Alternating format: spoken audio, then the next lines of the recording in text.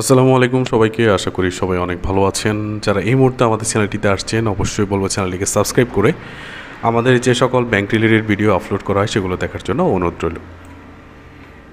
এই মুহূর্তে যে বিষয়টি আমরা আপনাদের সামনে আলোচনা করব সেটা হচ্ছে যে আপনারা অবশ্যই থাম্বনেইল দেখে বুঝতে পেরেছেন যে ইসলামী ব্যাংক বর্তমানে টপ 10টি কোম্পানির মধ্যে একটি। কেন বলা হয়েছে সেই বিষয়টি একটু বিস্তারিত আলোচনা করার চেষ্টা করছি।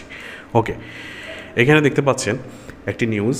আমরা এটা বিগত কয়েকদিন থেকে এই নিউজটি দেখতে পাচ্ছি যে বর্তমানে ইসলামী ব্যাংকের শেয়ারের দাম কিন্তু বেড়েছে। এই শেয়ারের দাম বাড়ার পিছনে কারণটা কি সেটা ইভেন হচ্ছে যে ইসলামী ব্যাংক এই শেয়ারের দাম বাড়ার পাশাপাশি কিন্তু যে গ্রাহকরা রয়েছে তাদের জন্য একটি কিন্তু বিশাল সুখবর হতে যাচ্ছে।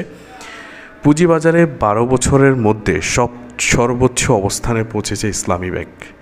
এক মাসের ব্যবধানে ঢাকা স্টক এক্সচেঞ্জের ডিএসই লেনদেন করা কোম্পানিটির শেয়ারদের বেড়েছে 67%। গতকাল সোমবার দর বৃদ্ধির তালিকায় শীর্ষে উঠে আসে ইসলামী ব্যাংক। সোমবার লেনদেন শেষে দর বৃদ্ধির তালিকার শীর্ষে 5-এ অবস্থান নেয় ইসলামী ব্যাংক পিএলসির শেয়ার। তার মানে 10টি কোম্পানির পঞ্চমতম অবস্থানে ইসলামী ব্যাংক পিএলসির শেয়ার রয়েছে। আগের দিনের তুলনায় গতকাল ব্যাংকটির শেয়ারের দর বেড়েছে 4 টাকা 40 পয়সা বা 8.10%। ইসলামী ব্যাংকের শেয়ারের লেনদেন শেষ হয়েছে 58 টাকা 70 পয়সায়। বাজার সংশ্লিষ্টরা জানিয়েছেন, হাসিনা সরকারের পতনের পর বাংলাদেশ ব্যাংক আগস্ট মাসে এস আলমের নিয়ন্ত্রণাধীন ইসলামী ব্যাংকের বোর্ড ভেঙে দেয় এবং ব্যাংকের কার্যক্রম তদারকির জন্য 5 সদস্যের একটি নতুন বোর্ড নিয়োগ করে।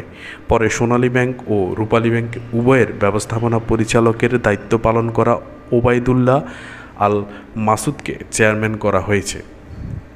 মূলত ইসলামী ব্যাংকে এস আলম গ্রুপ থেকে মুক্ত করার পর থেকেই ইসলামী ব্যাংকের শেয়ারের প্রতি বিনিয়োগকারীদের আস্থা বেড়েছে।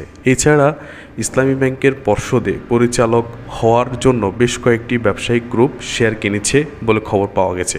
তাই ব্যাংকের শেয়ারের ওপর ফ্লোর প্রাইস আরোপ করা হওয়ার সত্ত্বেও এর শেয়ারের দাম বাড়ছে বলেও জানান তারা।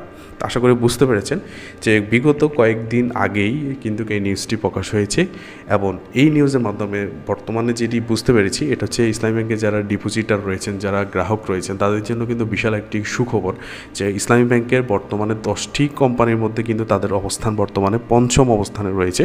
এবং টপ 10টি কোম্পানির মধ্যে কিন্তু তারা একটি কোম্পানিতে বর্তমানে প্রধান বড় কোম্পানির মধ্যে রয়েছে গ্রামীণ ফোন লিমিটেড, এরপরে অন্যান্য কোম্পানি, তারপর হচ্ছে ইসলামী ব্যাংক পঞ্চমতম অবস্থায় রয়েছে, যেটা কিন্তু বর্তমানে ব্যাংকিং খাতের প্রেক্ষাপটে কিন্তু ইসলামী ব্যাংক অনেকটা এগিয়ে রয়েছে। তো সবাইকে আশা করি ধন্যবাদ, আশা করি বিষয়টি বুঝতে পেরেছেন। ইভেন অনেকেই ইসলামী ব্যাংকের যে ডিপোজিটার রয়েছেন, এফডিআর রয়েছেন, তারা কিন্তু অনেকেই দুশ্চিন্তায় আছেন যে তাদের যে অর্থগুলো বা তাদের এফডিআরের আমানতগুলো কী হবে, এ বিষয়ে নিয়ে তারা অনেক দুশ্চিন্তায় ছিলেন। তো সবাইকে অসংখ্য ধন্যবাদ, আশা করি সবাই ভালো থাকবেন, সুস্থ থাকবেন। আসসালামু আলাইকুম ওয়া রাহমাতুল্লাহ।